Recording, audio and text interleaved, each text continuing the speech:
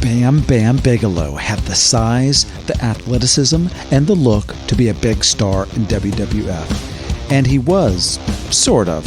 He never held the championship, but he did headline a WrestleMania. Or maybe Lawrence Taylor headlined a WrestleMania and Bam Bam happened to be his opponent. It felt like he could have done more. Or maybe could have been more. We explore that on this week's show.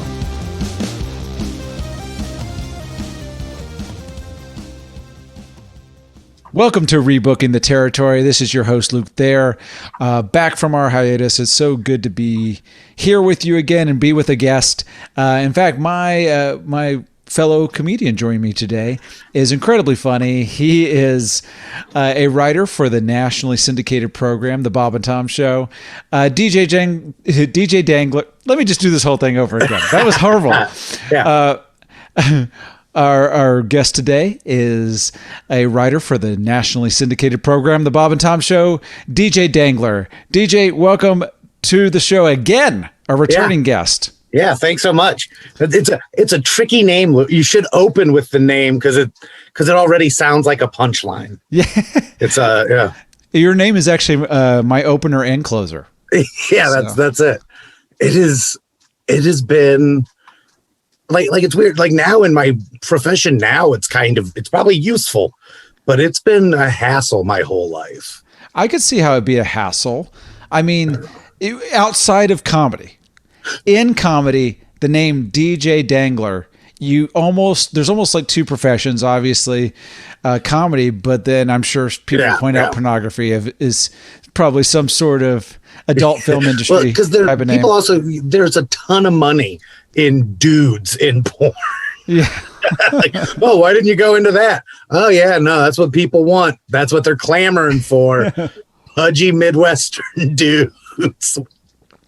Kind of like comedy. That's kind of what they're clamoring for. Yeah, that's what we need, more of that. Pudgy Midwestern dudes. But no, yeah, it's also like that's my real name, and I'm sort of named after my dad. My dad's like a Denny John, so DJ's. He went by that. It's free advice I give to everyone. Never name any kid after someone who's still alive. Like it just makes their life hard. Like not even like the not liking them or anything, just like mail and phone calls and everything. I'm sure now Facebook is a hassle.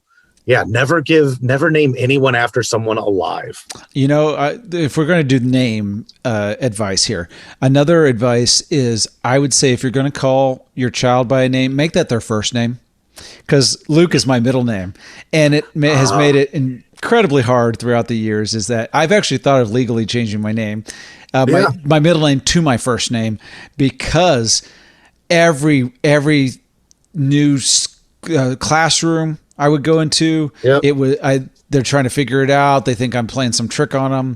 Mm-hmm. Every medical bill I've ever had, and those forms, any professional stuff, it's like, who do we make the check out to? Those type of things always happen because Luke is my middle name. What's your first name? I don't even know. I feel bad. Well, I don't tell anybody. I mean, it's not that I hide it really. It's just, it's a name that, you know how there are folks, transgender folks who have gone through, they have a dead name. That's what my first name is kind of to me. Yeah. It's kind of like a dead name. It's a vestigial name. Yeah. It doesn't do anything. It's from before. Yeah. Right, man. And I just don't identify with it at all. Yeah. And so it keeps the same initials as my dad and my brother, which I guess they liked. But there's really no benefit to it whatsoever because they never called me by my first name.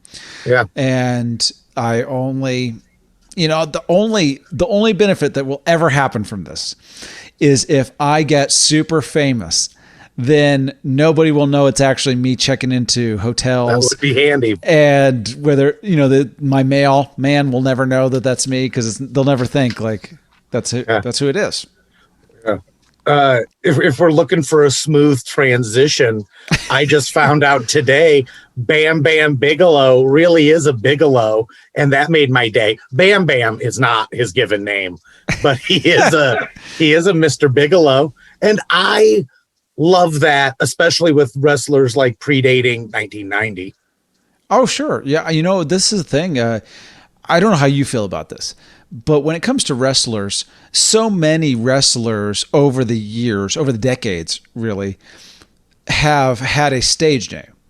Then there are plenty of them that have their real names, including up to today, AJ Styles. I mean, that's sort of a stage name and sort of his real name, kind of combined into one. John Cena's real name. Yeah. Whereas then there's the versions of like Brian Danielson turns into Daniel Bryan, and the flipping of the names. But we've had phony names forever, stage name. Hulk Hogan, he is not Irish. He's not even close to it. I don't know what Bolia is. He's Italian. Is it? I was guessing I was guessing Neanderthal. Well, I don't know if you've ever seen this, and whoever's listening, look this up. Just Google it if you can find it. He is naturally dark haired, so that's all like dyed black. I didn't know that. And he is an incredibly hairy man. Yeah. Like his chest is just covered with black hair, at least when he was younger. And his hair is black. When he did the Hollywood and he had the dark beard, we always thought, oh, he's painting his beard black. Yeah. He actually was dyeing his mustache blonde. Huh. That's so fun. That's so fun. I always get out. I don't know if we've talked about this before, but like I don't mind when I hate when I see a guy go all gray and then come back with all their hair. Like Kevin Nash went like silver. Mm-hmm. That was fine. Like he's old, but he's a cool looking old dude.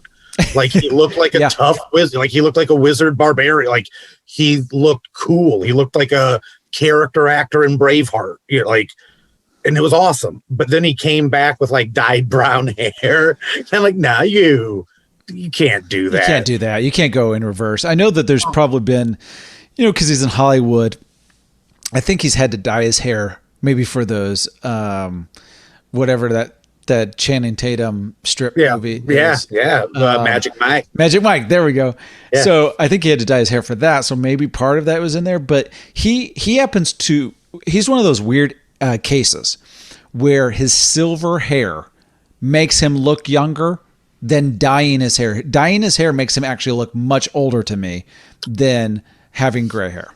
I don't know if it makes him look older, but it definitely makes him look like weaker genes to me. Like he looks like a 50-year-old dude with money is not the same as 50-year-old dude in a trailer park. Mm-hmm. And like badly dyed hair always looks kind of cheap to me. Yeah, so like it's one of those like he looks like it's one of those. I was like, no, you're a hell. Like, he doesn't look weak with a head full of silver hair. Yeah, for like, sure. and 4 foot wide shoulders. Like it's one of those like, oh no, you don't look like you can't still hang. Yeah, and I also kind of think silver. Maybe it's because I grew up reading wizardy stories, but like Gandalf was still pretty tough in my head. Like.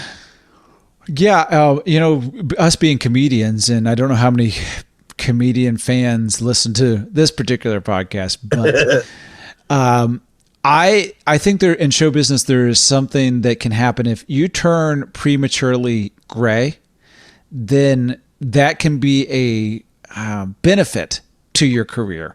Maybe it seems like, oh, you're going to look older, but you look that age for the rest of your life. Yeah. And Steve Martin's a prime example of that. He was early gray. So he's in his 30s. He's completely, white, essentially. And then when you see him today, you think, oh, he hasn't changed. If you see the pictures side by side, you go, oh, there's quite a change. He's gotten much older. But he can kind of fool you a little bit with that, where he kind of felt like the age he was in The Jerk felt like the same age he was in Father of the Bride. Mm-hmm. And that was 15 years difference. Yeah. Like being a kid, he always looked like old dad, but old dad is somewhere between 35 and 65. Yeah. So yeah, I think you're right. It's what they always talk about with, it's one of the reasons that Earthquake was such a sought after guy, was he looked like a beat up 40-year-old when he was like 24. Yeah. Because he was like scraggly and all ratty, whatever. They were like, so he looks like biker muscle, even though he's college lineman. Yeah, which is, in the wrestling business, I think that could be such a benefit for you, is that you look like this grizzled veteran that they pulled out of the swamp, this 40-year-old man, but your body has not gone through all of the abuse. And so they're like, we can use you quite a bit for the next 5 to 8 years. Whereas if you really were a 40-year-old man, especially in the late 80s, early 90s, we've got you for about 3 months before your body completely breaks down and we will never see you again. Yeah. Which, by the way, you already kind of made the seamless transition, but to Bam Bam Bigelow is that is who we're going to be talking about today. We're going to be rebooking Bam Bam Bigelow's career, which is interesting in just general because just what we were talking about. He kind of had that same age look to him the entire time. He's one of those young old mans or old young mans. I don't know how we would call it, but he just, because he was shaved head, tattooed head. The body shape was essentially sculpted fat. He wasn't as big as like an Earthquake, but it was just maybe it was just the sausage casing type of outfit that he was wearing, but everything seemed held in place. He wasn't Yokozuna, jiggly. He was real close to 400 pounds though. He was a big dude and very athletic and tall too. Like he's 6'4", I think. Yeah. 6'5", and huge man. Yeah. Which you're about 6'4", correct? Yeah. I'm about 6'4". You're a real tall guy. You're what? 6'3", 6'4"? I'm 6'2". So 6'2"? I'm a little bit shorter than you, but big enough. Yeah. So you're right on the short side of tall. I'm on the short side of tall. That's it. So kind of like I was saying, the old young man. Or I'm the short tall guy. The short tall guy or the tall short guy. So you would be way too tall to interview wrestlers. Yes, that's like they wouldn't want you to interview a wrestler, but So like my dream job in wrestling, especially at this point in my life, would be a manager.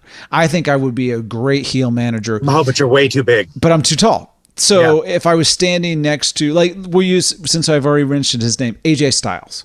Yep. If I was standing next to him, I would probably be 4 to 5 inches taller than him. And you can't, it just doesn't quite work. And I'm not big enough to be like that 7-footer that's protecting him either. Mm-hmm. I'm just make him look like he's not an average man.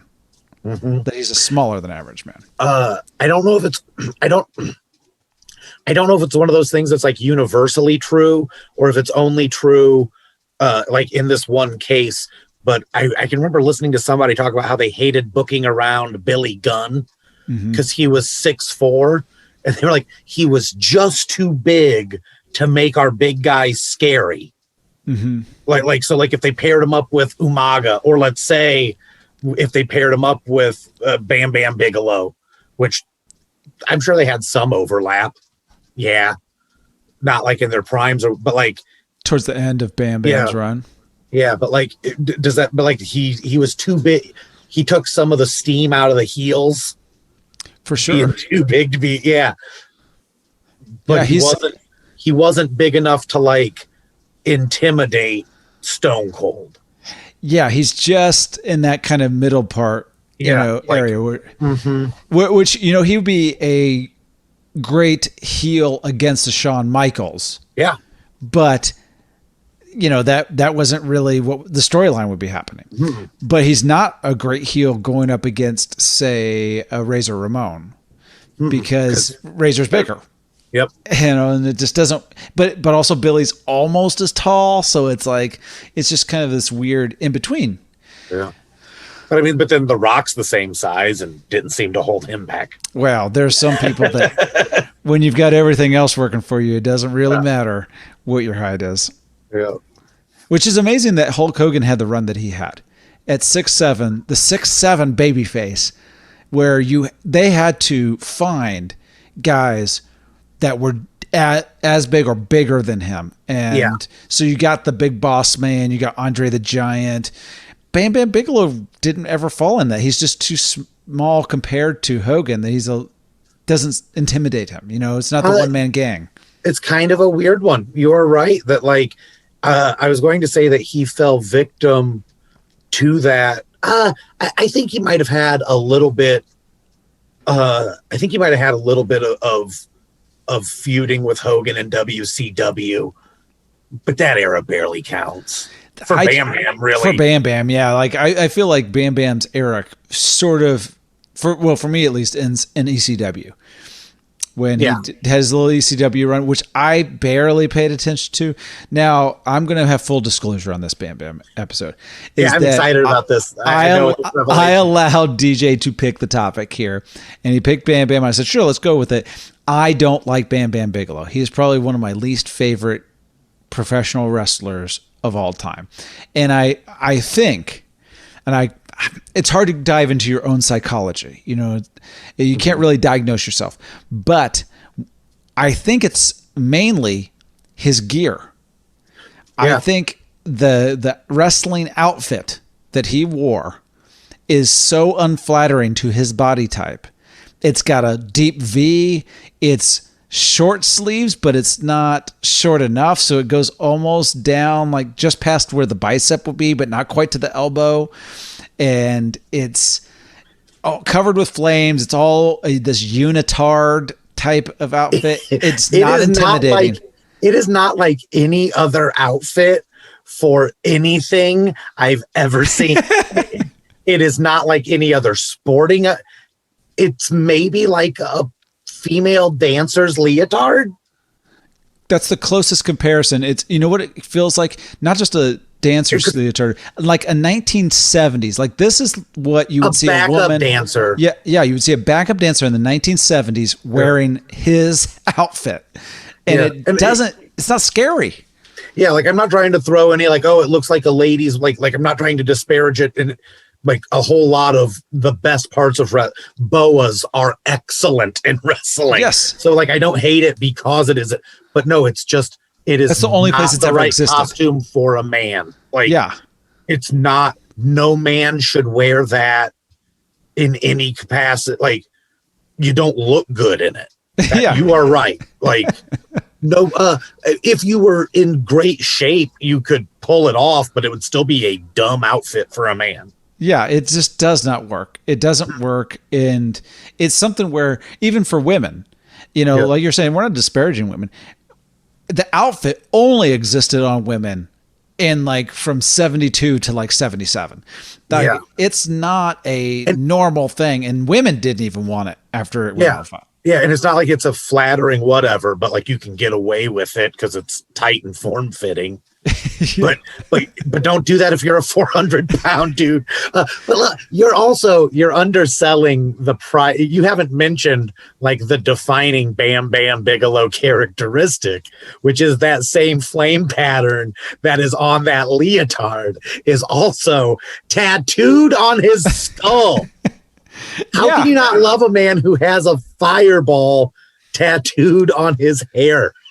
I think the thing is, if I didn't have the fireball outfit that he was wearing, if it was just the tattoo on the head, I think I could have bought him being tougher. And I think that when we start to get into the rebooking, that's one of the first things I got to do is pull him aside and say, we got to change your look and character a little bit, because there are so many people one man gang kind of comes to mind with this guy, somebody that's got that biker look, but he dressed like a biker. He had this black unitard underneath biker gear, and it sort of made sense. It's still not my favorite, outfit and gimmick in the world, but the two kind of work together to some degree. And if you say, what is a one-man gang? Okay, it's a giant man who all by himself is as tough as a biker gang is all together. Yeah. When you say Macho Man Randy Savage, you know who he is. He is crazy, but he's also views himself as the alpha male. He's the macho man. He views himself as a celebrity in his own world. That's why he's wearing the outrageous outfits. He's the king of his own story. Hulk Hogan, he's the Hulk. He's a giant, muscular man that can take on all opponents. What is a Bam Bam Bigelow? I'm fine with Bam Bam Bigelow. I think it's a fine wrestling name. Like, I will say... Well, beyond the name, what's the character? What is this guy? What is a Bam Bam? Okay, that makes sense. He did kind of exist as just I am wrestler. Like in that Saturday morning cartoon malaise of the early 90s, where everybody was Iron Sheik is a character, Nikolai Volkov. I mean, like for all the foreign bad guys that Hulk Hogan got to save us from. And then all of the friendly foreigners like Tito Santana and Jimmy Superfly Snuka that he got to befriend on his travels across the globe. Then you have got like all your job guys. But I feel like Bam Bam was just wrestler. We'll talk about that some. In the rebooking, Bam Bam was a fish out of water in WWE because he was a live event guy. Like he was kind of a wrestling for the gate draw. He's a legitimate tough guy, just naturally, not trained, or he's not like an MMA fighter, but he lost terribly. I don't know if you watched that. Yeah, but he was not good at that. He wasn't, but he was. I watched the interview with Chemo where he's like, no, that guy didn't know what he was doing, but he was super tough. I was punching him so hard. Yeah. He was impressed by his ability to not get knocked out. It's like, that guy was super tough. Shame he didn't know what he was doing. But like Bam Bam does look like the toughest guy in town. Yeah. And he was also a freak athlete. So like he was a guy that could do that live event wrestling. He could show up and all the guys that are there at the carnival-like event would love to watch him throw a guy around. And when he would do that moonsault off the top rope, it was worth your $7 or $8 or like, holy cow. Sure wouldn't want that guy to tangle with me, which is part of what wrestling was. But when it went to TV, that didn't translate because he was just a fat guy in a dumb leotard.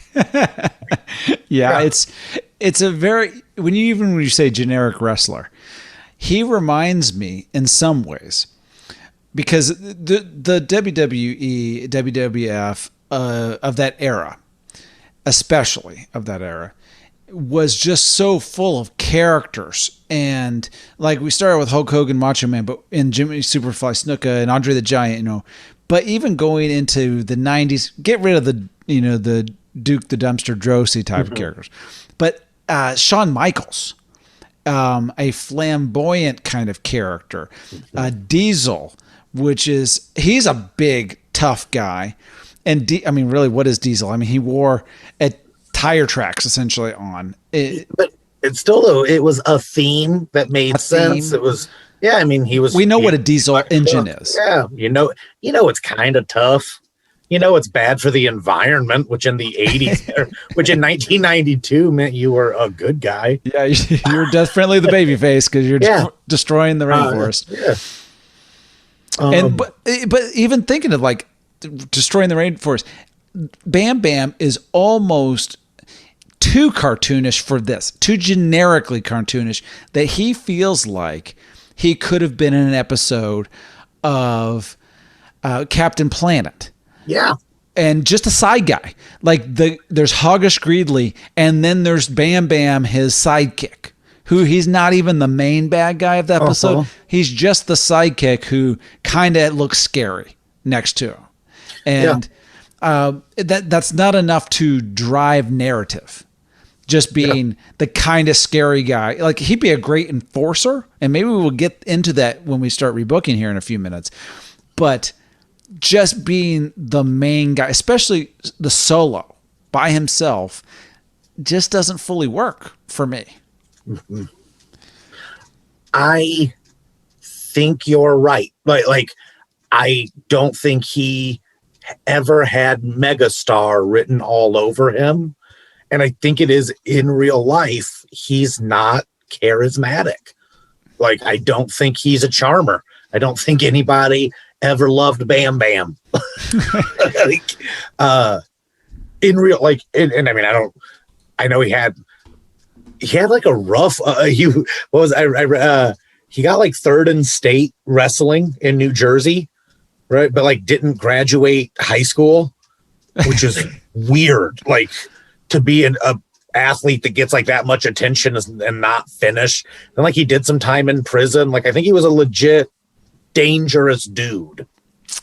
Probably for his entire life. I mean, he even died young, 45, and I think it was a combination of drugs, but cocaine was in there. Yeah. And he's still at 45 years old on the run from kind of debt collectors and baby mamas and dying by cocaine overdose in Florida. Also, yeah, but like it's also like rough life, and I don't want to. He seemed like a kind of nice guy. Like, he is a paradox. Everybody talks about how like he wasn't a grudge holder. He was a charm to work with. Never hurt anybody. For somebody cut from the same cloth, they had real parallel career to Vader. I think everybody hated Vader. Nobody hates Bam Bam. The Clique was kind of crappy to him, but they are all like, yeah, no, we kind of screwed Bam Bam, but he was always aces to us. We just were jerks to him. And then like he also, okay, so this is fun. And I'll also, if anybody knows more than me and wants to correct me, don't let me disparage a guy. But so he's credited with like saving kids from a fire. Yeah, I heard that. Yeah, but I'm always suspicious when drug addicts get, like, Perry Saturn saved a woman from getting shot, but didn't realize he got shot.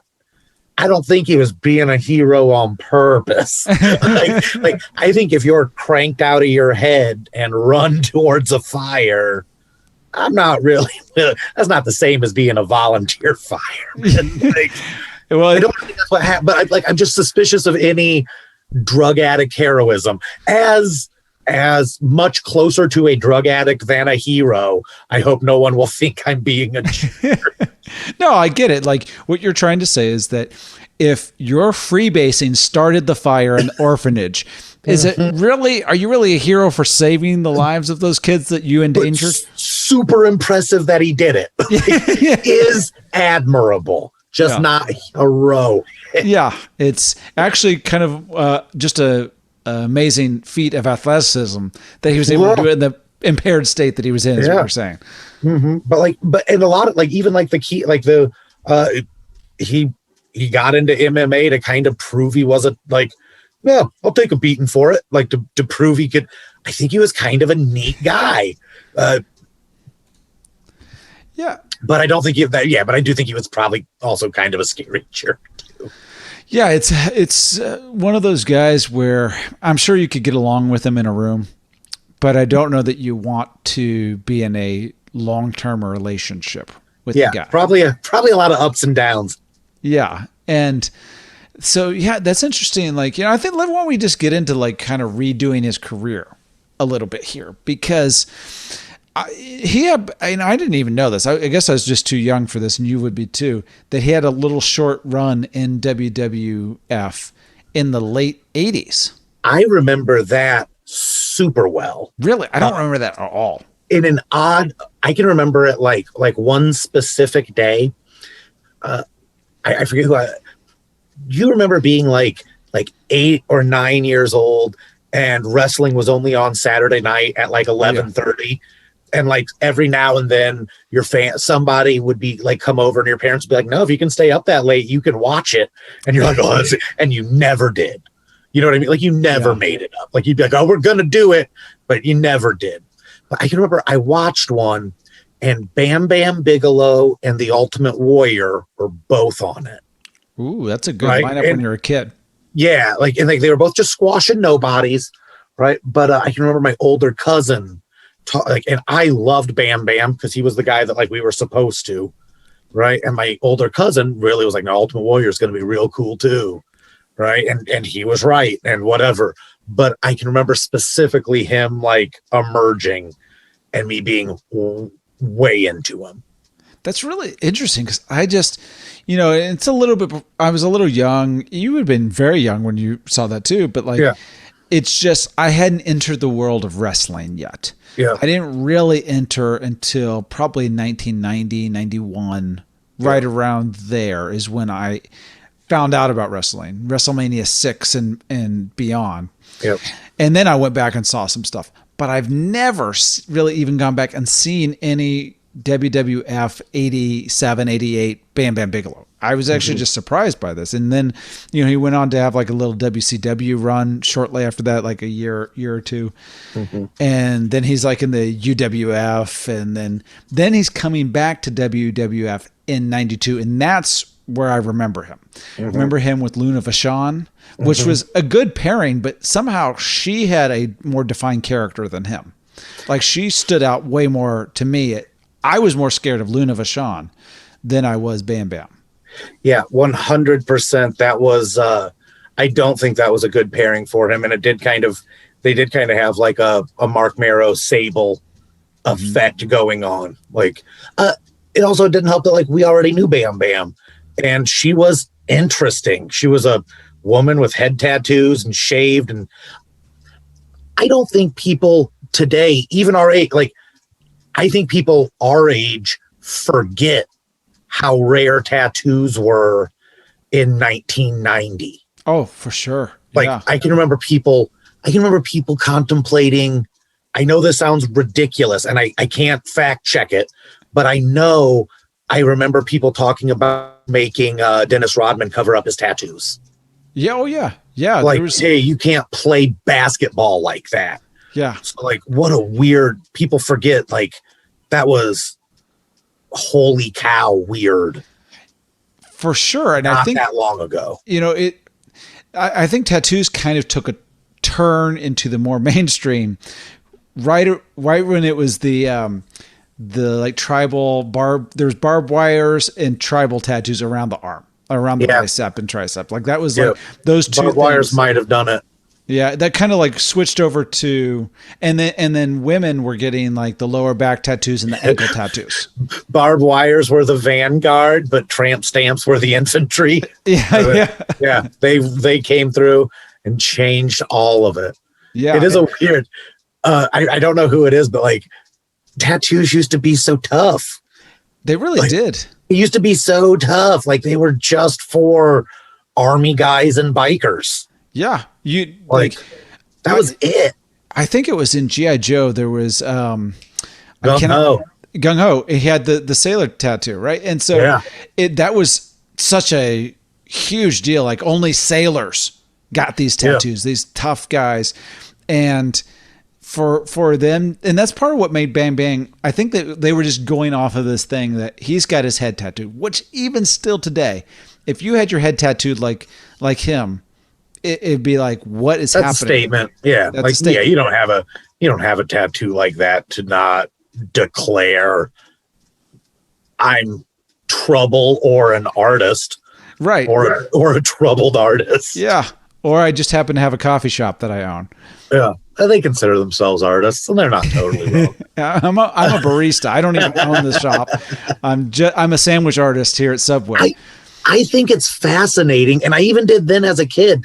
I think it's fascinating that he was primarily a face because he's such a bad guy. Like he's so scary. It's the whole thing. Like that's why going back and rebooking.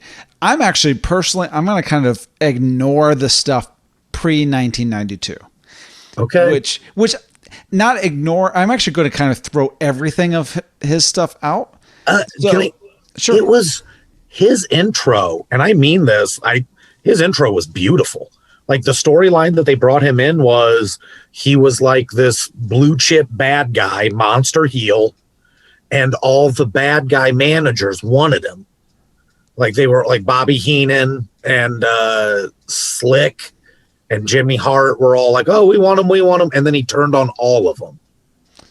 Which, I mean, that is a good storyline, right? Yeah.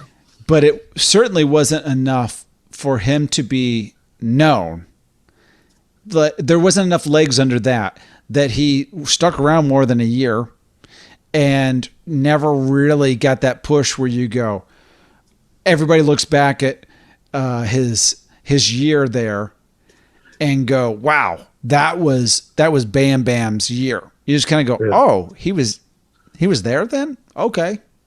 Yeah. And so that's why, like, that storyline's fun, but I don't know that I can completely end it with that. Like, maybe that's a good start or even just a good idea. Mm-hmm. And I'm willing to listen to you on, this is your guy. So I'm willing to let you kind of take the lead with this direction. Yeah. But for me, I almost want to throw out everything and keep bits and pieces along the way on the road that we're taking. Like, okay, maybe that manager thing's great, and maybe that's a way to bring him in on something, but it almost has to be a different character in some ways. Like, for one, the outfit. That's the first thing we're rebooking is that outfit. Mm-hmm. What would you bring him in looking like?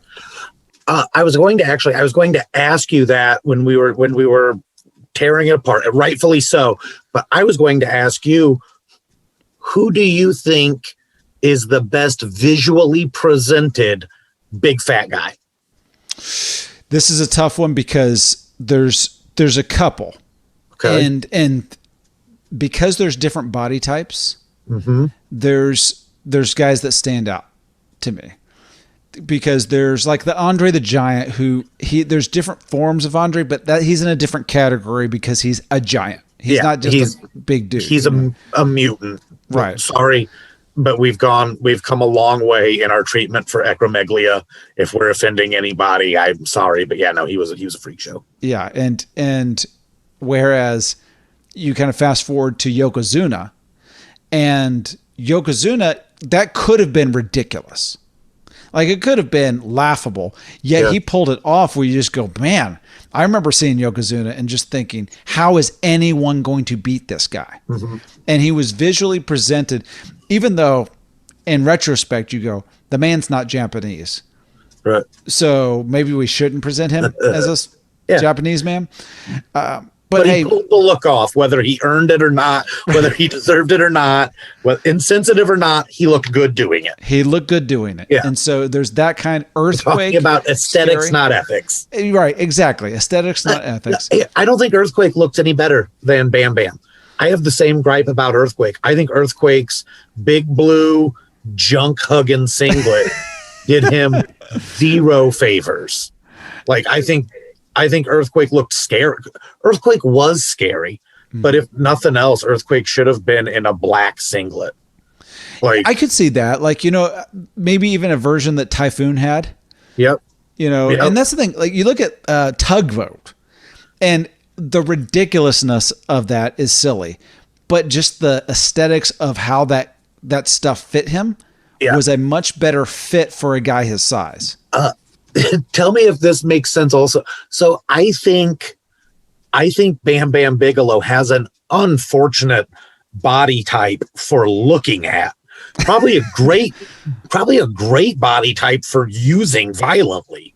Yeah. But it's funny. I've already compared him to Vader because those guys are clear analogs, right? Like you can see that big athletic freak show fat guys. But I think Bam Bam Bigelow looks like an egg and Vader looks like an upside down egg. Oh yeah. Does that make they look the same, but they look like if you just kind of turned one's proportions upside down. Yeah.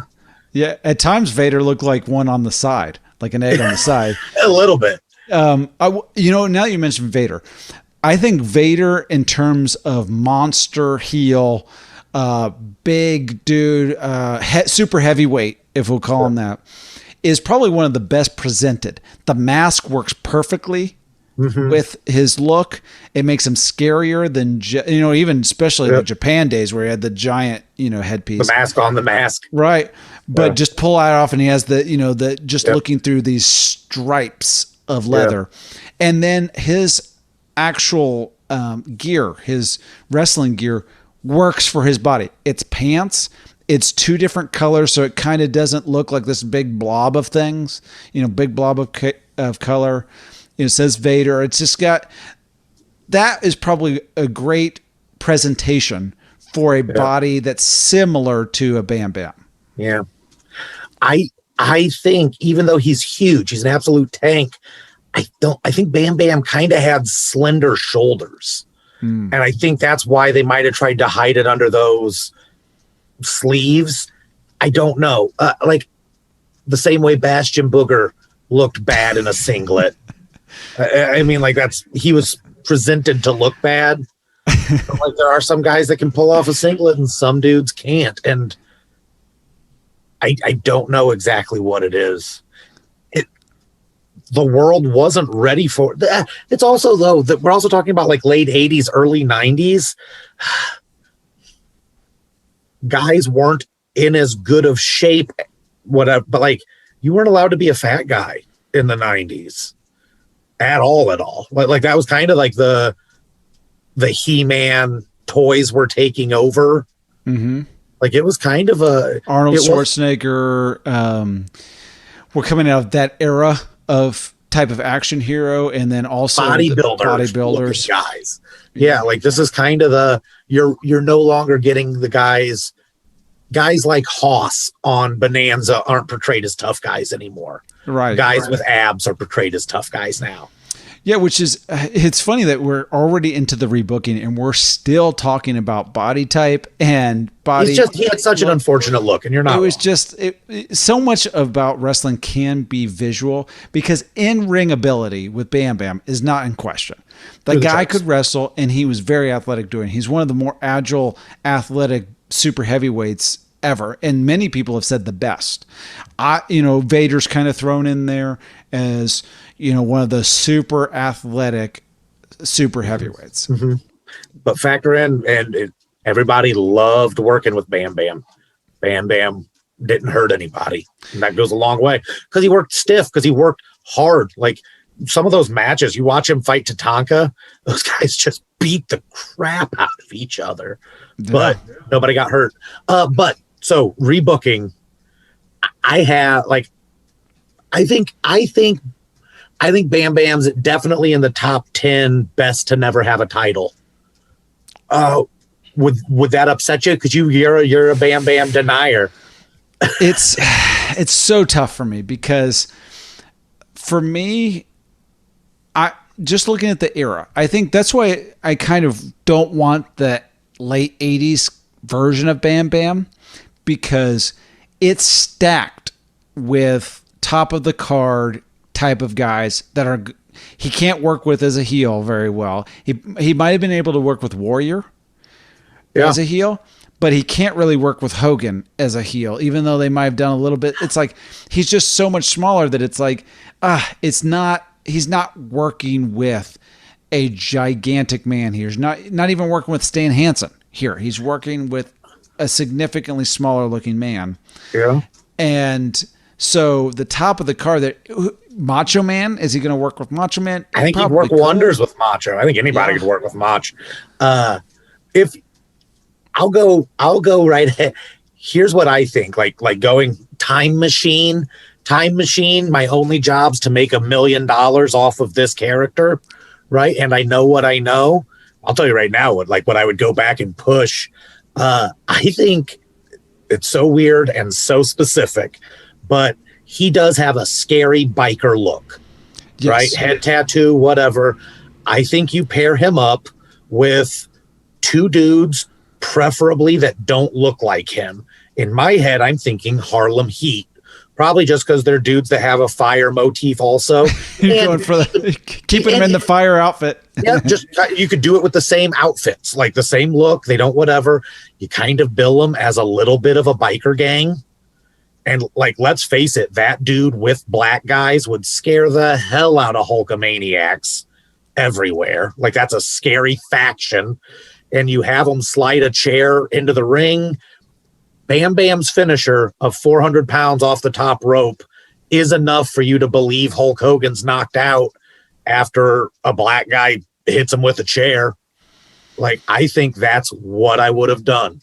Him with a small posse, him with a tough tag team that liked him. That's not out of the question. Certainly he did I don't even know if you call them just a tag team, but like I forget what they were called in WCW, the New Jersey guys or whatever they're called. The triple threat, the Chris Candido and and DDP was it?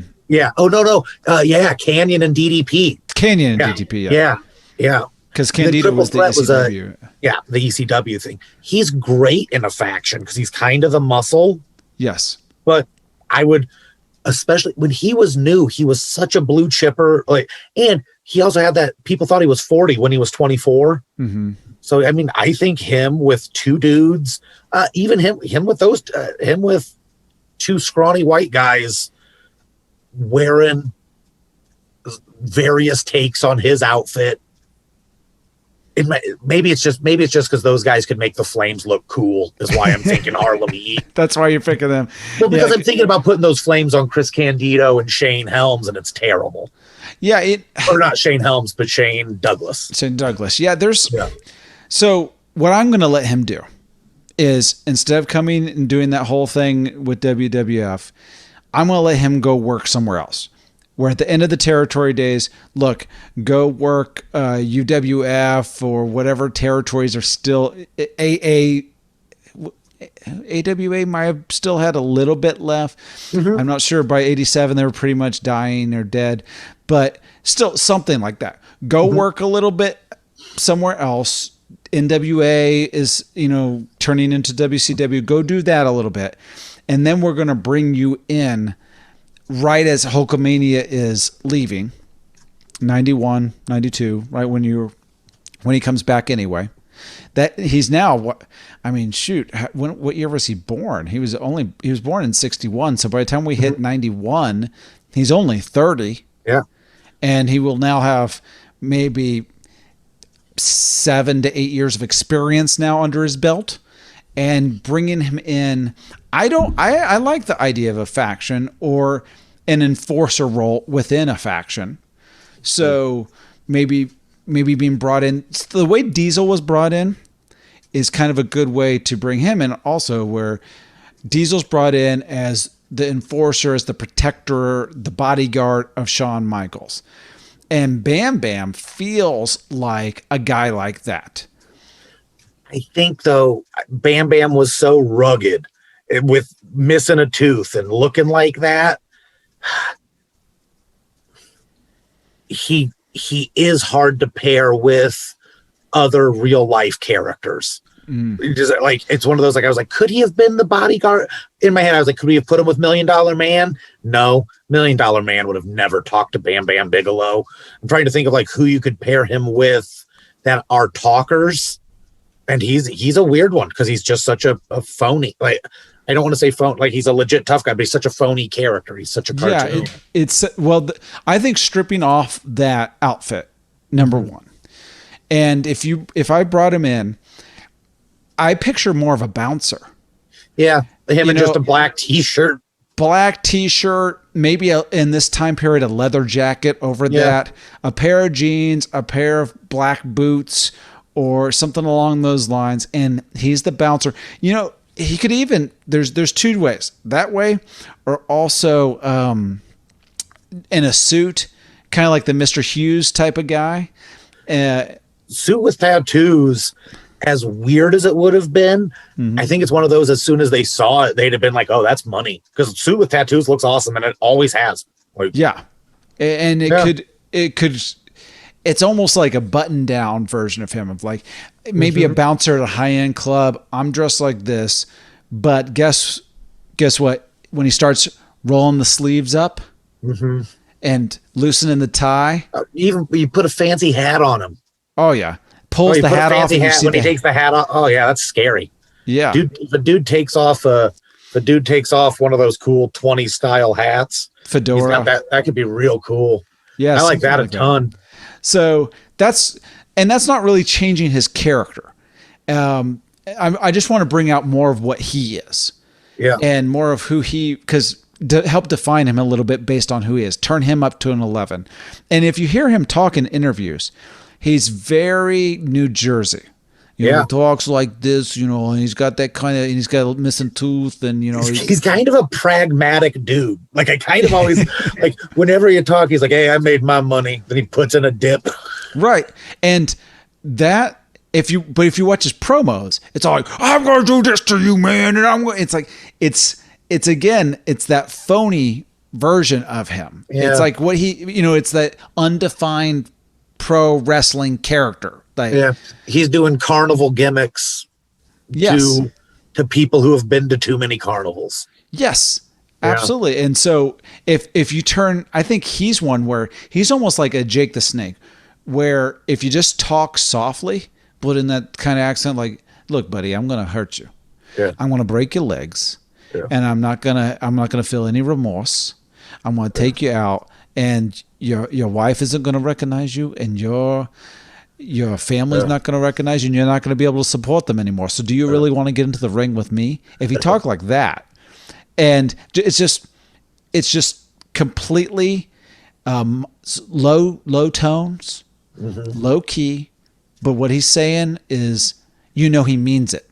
Not because he's shouting it at you. A lot of times the loudest bark is from the dog that is not going to bite you. Yeah, he is kind of too big of a dog to be that barky. Yeah. Yeah. It's fun. We've talked all this time. We haven't talked about like his highest achievement. He headlined WrestleMania. And how do you feel about that?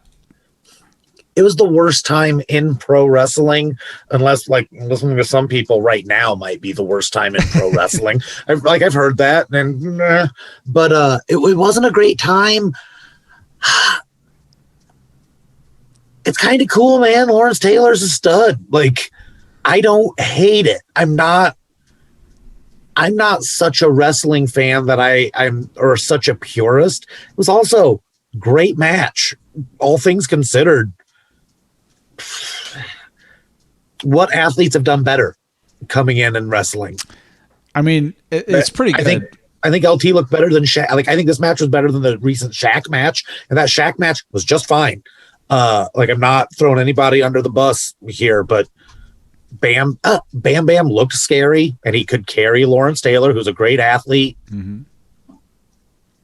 I can understand people saying it shouldn't have been the main event because it's not a title. I'd have been mad. I wasn't a huge fan at that time because it was bad. I was 16 or no, I was like 12 or 13, maybe younger. But yeah, no, I probably shouldn't have been the main event. I don't really understand how fandoms work. WWE is also weird because it's weird knowing that me, a real fan, matters so much less to them than a 7-year-old who's never seen the product. It's show business version of this. And I've heard the explanation. First of all, you're right. Lawrence Taylor did great. I mean, in terms of ring debuts from a semi-celebrity or athlete, definitely a celebrity, but I meant more of not a mainstream movie star, but not the television world, but that athletic world. Maybe Pat McAfee. Oh yeah, Pat McAfee did a better job. You're right. Yeah, no, Pat McAfee was beautiful. But sure, but Pat McAfee also wasn't headlining WrestleMania. That's true. And as much as I really like Pat. Pat is my bud, but Pat's not Lawrence Taylor. No, absolutely. The thing is, if you talk about any Mongo McMichael, Green that was also in WCW at the time. If you talk about any of these folks, they're not Lawrence Taylor. Yeah. Lawrence Taylor was a different athletic level. Lawrence Taylor's one of the best ever at his position. He's in right. He's still on a lot of top 50 lists. He's on some people's top 5 list.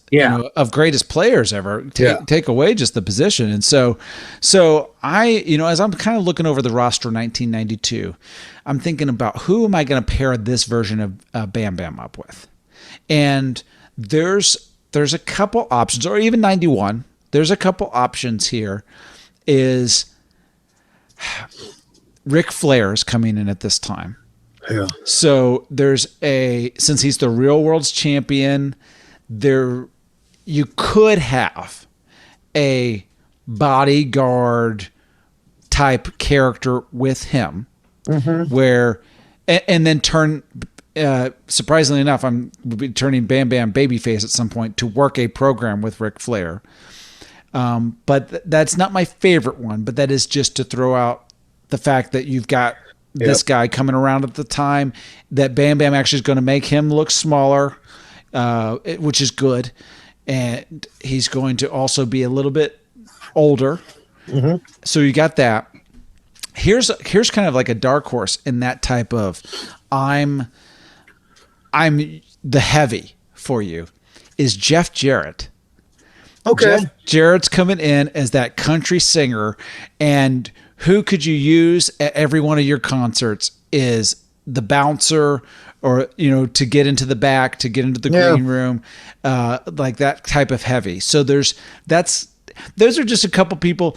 I'm not sure I want him to be anything other than the general bouncer that comes in. He doesn't have to be paired with anybody, but if he was going to be paired with a couple people, those are some people that he could come in with at the same time and be that kind of character with him. Yeah, there are some guys that like he is a great heavy, but I think in that era, I think if he would have just lost that outfit, I think you could have just gotten him over as a monster heel at that point. Good. I think him in a UFC inspired outfit, put some biker gloves on him, put some fingerless gloves on him, and something he can get around in. And I think you buy him kicking the crap out of Bret the Hitman Hart instead of losing to him. I think you're right. Like, I think the reason that people kind of sleep on Bam Bam is he had no problem putting over anybody. Like, he put over Bret Hart, he put over Lawrence Tate. Like, he kind of had the Kane syndrome of you don't need a belt on him to buy him as a threat. Like, he always looks like he can beat the champ, and he lost to less impressive champions than Hulk Hogan. Yes. And, I like him. I like what you're saying with all of that. Let's just put that bottom line. Here's another way to go. We just throw the convict outfit on him, and he comes in as Nails. Yeah. He's just Nails instead of the other guy. Yeah. You just say he got arrested and comes back meaner. Yeah. Yeah. Oh God. Nails was so weird. He was such a weird story. And I can remember like a horror movie with the same thing came out that summer.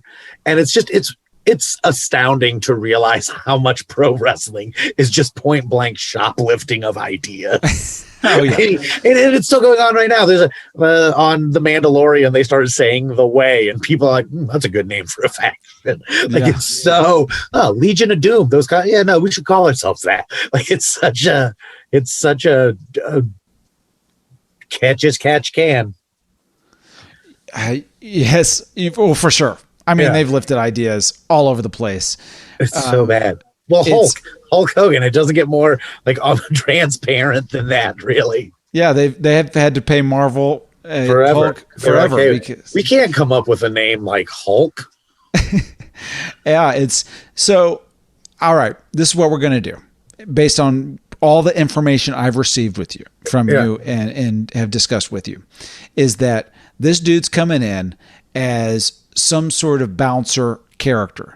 He's wearing some sort of bouncer outfit, the dark shirt, the black jeans, the leather jacket over that, the dark boots. It's basically his outfit, but not spandex and no flames.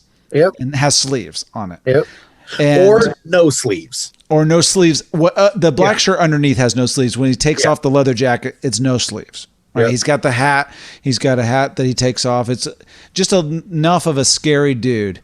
And the promos he's given, all very matter of fact, New Jersey, right? He's coming in right away to take on Bret Hart. I think we just put him in the top. If you're a top guy, if you're facing top guys, right? And so the build up to that is we'll have the vignettes. We'll have him at the club, throwing somebody through a window, Roadhouse style. Yeah. And then he starts out, we're still in this era where he can do some squash matches. Mm-hmm. So we're going to have the basic, local talent, enhancement talent on an occasion thing. But I see him, his first match is not being with Brett, but he's coming after Brett. He's kind of like sending a message to Brett every time. Like, oh, you're the hitman? I'm a real hitman. You're wearing pink tights. Hitmen live in New Jersey. They don't come from Canada.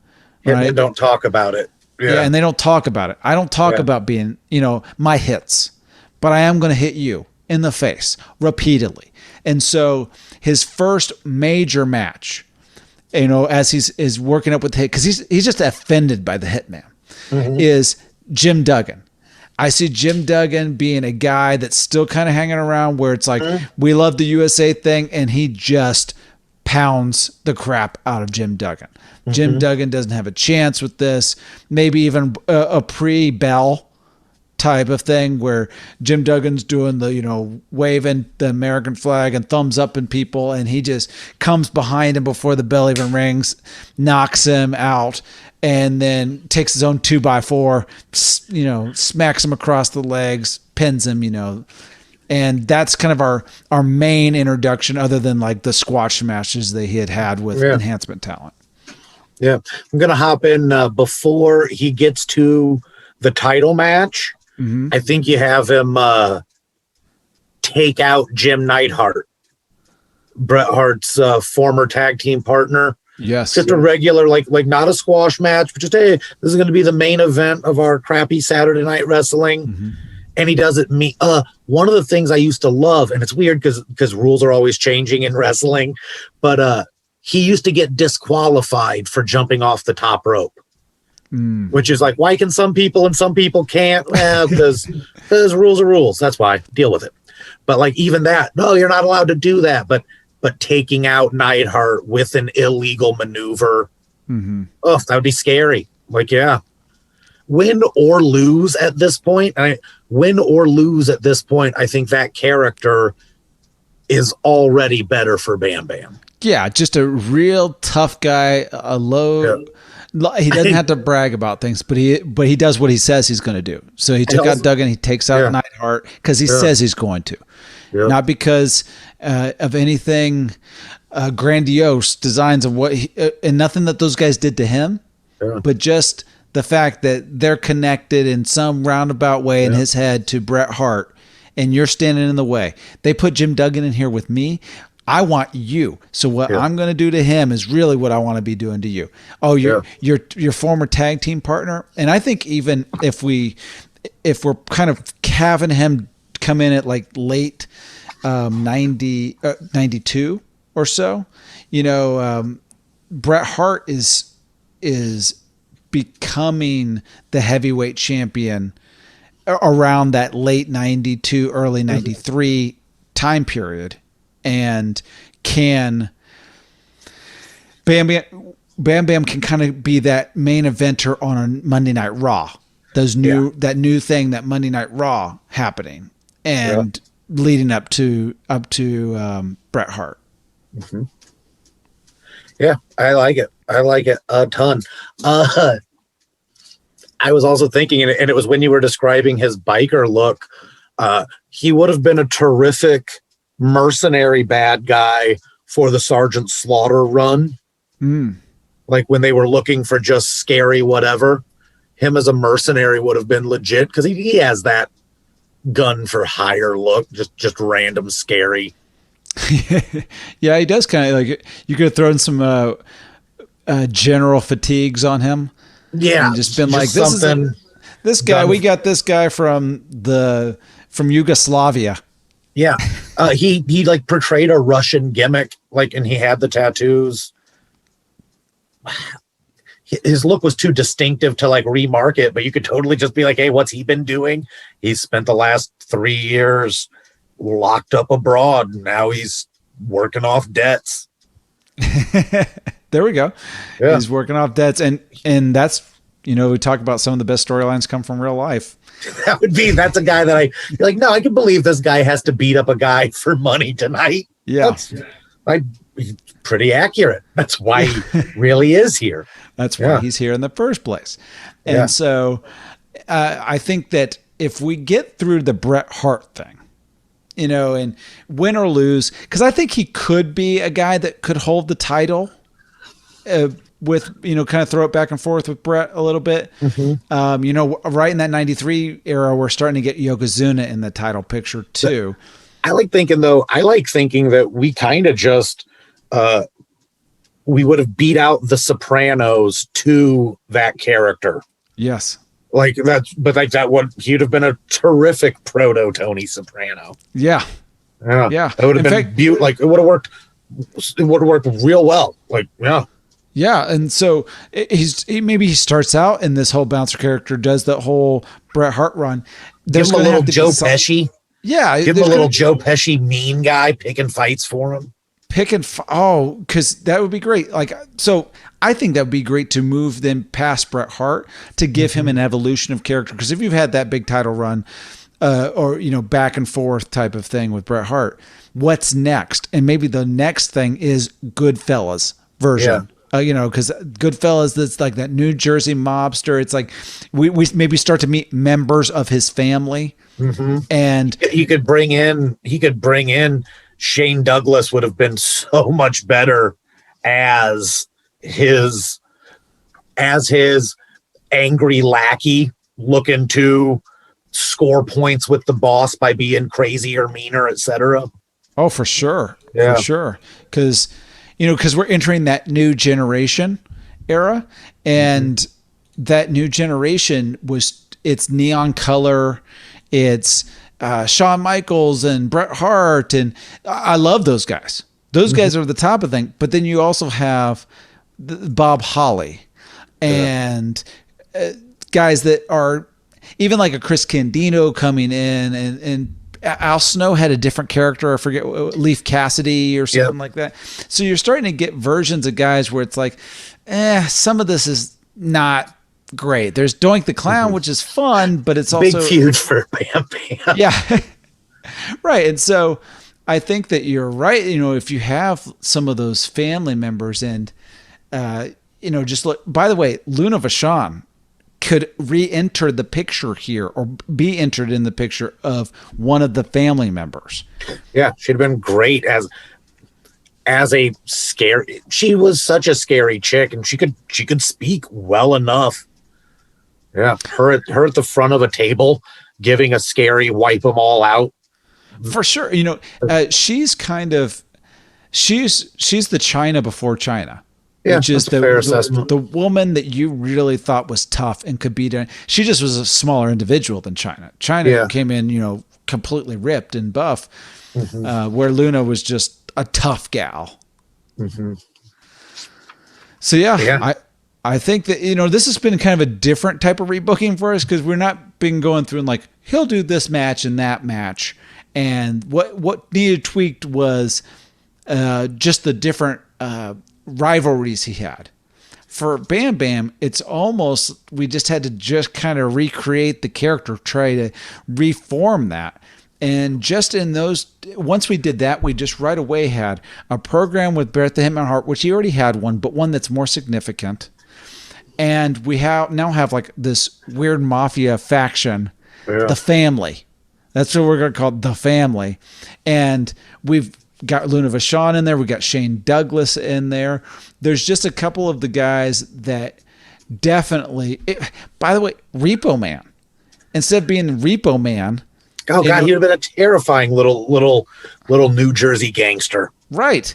And just loses the eye patch, or he loses that, and that's it. Everything else is the little mask. Yeah, it could be the same thing essentially. He doesn't have to. He could be a little smarmy guy, but he doesn't have to be whatever that was. Yeah, and the debt collector is the same guy. Yeah, right. And here's one to even possibly throw in there with the Family is his brother Mabel. Just somehow Mabel is in that group instead of being in this giant, purple, like Mabel looked like he was wearing one of those parachutes that you had in elementary school that everybody grabbed the edge. Everybody would play with, get in and sit on it. Yeah. Right. He's another guy where it's like you have to rebook his outfit instead of his career. And that little weird faction. And, you could almost bring back Lou Albano as like a Don or a manager of the group. Maybe just repackage him a little bit, but they were doing that with people. I even think with Lou Albano, because Lou always kind of had like your shady uncle, like you liked him, but part of it, I think you could even have Lou come in as like their pal who kind of vouched for him. And then when they turned on Lou and wailed on him, would have broken people's hearts. Like, like it would have been a real fun, like, oh, what's our dirtbag Uncle Lou gotten himself into here? Yeah. And then when he tried to pull him off of breaking Neidhart's leg and they knocked him out too. Maybe there's like a little bookie thing where Lou is kind of in with them because he's got some gambling debts, and then we finally find he doesn't pay his debts, and so they give him the boots. So that's such a fun meme gimmick. Yeah, and so that's all of that is, as we're kind of wrapping things up here. And it feels so much different than some of the other episodes, because I kind of, with everything, in our previous episode, you can enter and go, all right, this is what I would do different with their career. If he had just done this, if he had this feud had gone a little differently, or if he had been matched up with this guy instead of that guy. But this one is, there's no other way to put it. We just rebooked his outfit. That's really it. And I think it's hard because it's one of those, like, Bam Bigelow was a top guy. like I know it does feel like a question. Like it, he main evented WrestleMania. He was a top guy. Yeah. And he wasn't Hogan. And it really is just, he wasn't real life cool. Mm-hmm. I think it was that simple. I think he had Shawn Michaels is charming and everybody, like, he's not cool. And I think that's why the clique didn't like him. Like, it was just like, that's such a weird, nebulous idea, but it's accurate. Well, that makes it's perfect that Shane Douglas is in the group. It's just the anti-clique, just everybody the clique hates. Yep. And so, well, there we go. I think that is how we're going to end this episode, is that don't wear a leotard. Don't wear a leotard. That is probably to everybody. Yeah. Don't wear a leotard. And by the way, he's still going to main event WrestleMania with Lawrence Taylor, because they still want a big guy to work with him. He's going to be the perfect guy for it, but he's have a much stronger character, so you don't go, why? Lawrence Taylor owing the mob money is a story that I think they actually did on Sopranos. So perfect. See? Yeah. Couldn't have. The drug addiction, the gambling version of that, man, you could have a storyline that's a little deeper, that, Bam Bam's not just this general guy that's fighting him. It's like, yo, you owe us something here. And so we're going to make some money for this. And then maybe even behind the scenes thing of trying to get him to throw it, little hidden footage of them trying to offer Lawrence Taylor some money to throw the fight. And they think they've got it. And instead, Lawrence Taylor can't do it. He has to keep his integrity, and that would have been so fun. And so, or throw out everything we just said, folks, and just he comes in as the Mastodon, which was supposed to be Vader's character. Instead, as Bam Bigelow is the Mastodon. So, DJ, thank you for being on the show. This was so much fun. Thanks, Luke. We'll do it again, and you know what? Maybe we'll just start picking out whose outfits need to be changed, and that's your episodes. That's all it is. We're just dressing up chubbies. That's a terrible name. Let's not call it that. That seems like. Yeah, I don't. Can we even say that anymore? I'm not. Yeah, and just remember, you picked this topic, so he's your guy, and I already like him a lot better than I liked him before. But I love you, DJ. You can follow DJ on Twitter at DJ Dangler and follow him and check out some of his jokes that are on Bob and Tom every day. Yeah, thanks, man. Thank you for listening to the podcast. Do you agree with our booking? Would you do it differently? Well, I'm at Comedian Luke on all social media platforms, and you can actually at Rebooking TT on Twitter and Rebooking the Territory on Facebook. You can also find out about future episodes there. Be sure to hit that subscribe button and please give us a 5-star review. It truly helps.